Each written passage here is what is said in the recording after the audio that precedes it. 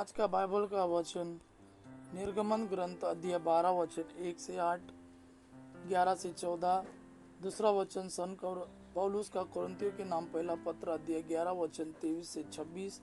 और आज का सुसमाचार सन यूहन्ना के अनुसार अध्याय 13 वचन 1 से 15। निर्गमन ग्रंथ अध्याय 12 वचन 1 से 8, 11 से 14। प्रभु ने मिस्र देश में मूसा और हारून से कहा, यह तुम्हारे लिए अधिमास होगा, तुम इसे वर्ष का पहला महीना मान लो। इज़राइल के सारे समुदाय को यह आदेश दो, इस महीने के 10वें दिन हर एक परिवार के एक मेमना तैयार रखेगा।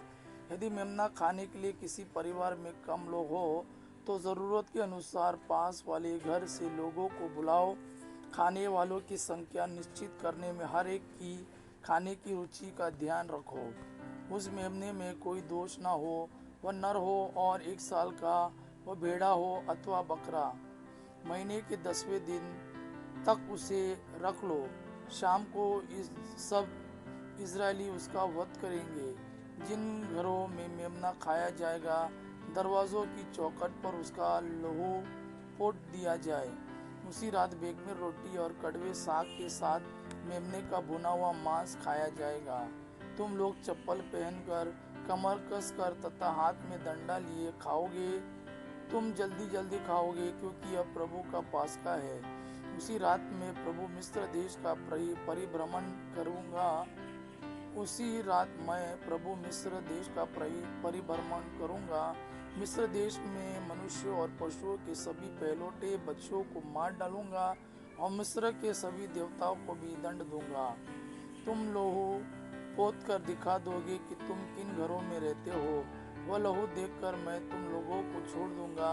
इस तरह जब मैं मिस्र देश को दंड दूंगा, तुम विपत्ति से बच जाओगे। तुम उस दिन का स्मरण रखोगे और उसे प्रभु के आदर में पर्व के रूप में मनाओगे। तुम उसे सभी पीढ़ियों के लिए अनंत काल तक पर्व घोषित करोगे। दूसरा वचन सन पौलुस का कोरिन्थियों के नाम पहला पत्र अध्याय 11 वचन 23 से 26। मैंने प्रभु से सुना और आप लोगों को भी यही बताया कि जिस रात प्रभु ईसा पकड़वाए गए, उन्होंने रोटी लेकर धन्यवाद की प्रार्थना पढ़ी और उसे तोड़कर कहा, यह मेरा शरीर है, यह तुम्हारे लिए है, यह मेरी स्मृति में क्रिया करो, यह मेरी स्मृति में किया करो। इसी प्रकार बियारी के बाद उन्होंने प्याला लेकर कहा, यह प्याला मेरे रक्त का नूतन विधान है। जब जब तुम उसमें से पियोगे तो यह मेरी स्मृति में किया करो।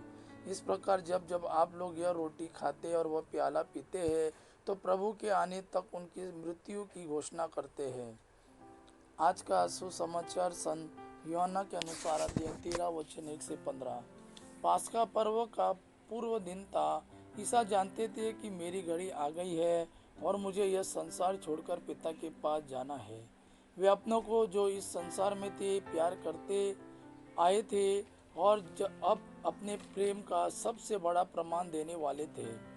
शैतान बियारी के समय तक सिमोन इस्करियोती के पुत्र यूदास के मन में ईसा को पकड़वाने का विचार उत्पन्न कर चुका था।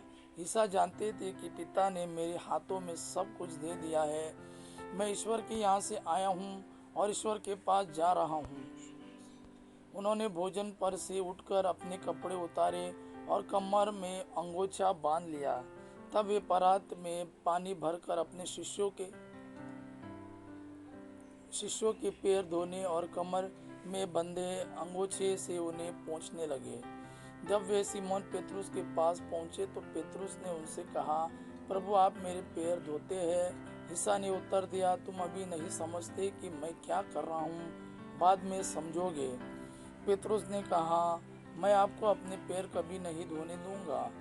ईसा ने उससे कहा, यदि मैं तुम्हारे पैर नहीं धोऊंगा तो तुम्हारा मेरे साथ कोई संबंध नहीं रह जाएगा। इस पर सिमोन पेतरुस ने उनसे कहा, प्रभु तो मेरे पैर ही नहीं मेरे हाथ और सिर भी धोइए। ईसा ने उत्तर दिया, जो स्नान कर चुका है उससे पैर के सिवा और कुछ धोने की जरूरत नहीं, वह पूर्ण रूप से शुद्ध है। तुम लोग शुद्ध हो किंतु सब के सब नहीं। वे जानते थे कि कौन मेरे साथ विश्वासघात करेगा। इसलिए उन्होंने कहा, तुम सब के सब शुद्ध नहीं हो। उनके पैर धोने के बाद वे अपने कपड़े पहनकर फिर बैठ गए और उनसे बोले, क्या तुम लोग समझते हो कि मैंने तुम्हारे साथ क्या किया है? तुम मुझे गुरु और प्रभु कहते हो, और ठीक ही कहते हो, क्योंकि मैं वही हूँ। इसलिए यदि मैं तुम्हारे प्रभु और गुरु ने तुम्हारे पैर धोए हैं, तो तुम्हें भी एक दूसरे के पैर धोने चाहिए। मैंने तुम्हें उदाहरण दिया है, जिससे जैसा मैंने तुम्हारे साथ किया वैसे ही तुम भी किया करो। यह प्रभु का वाणी है। प्रभु को धन्यवाद।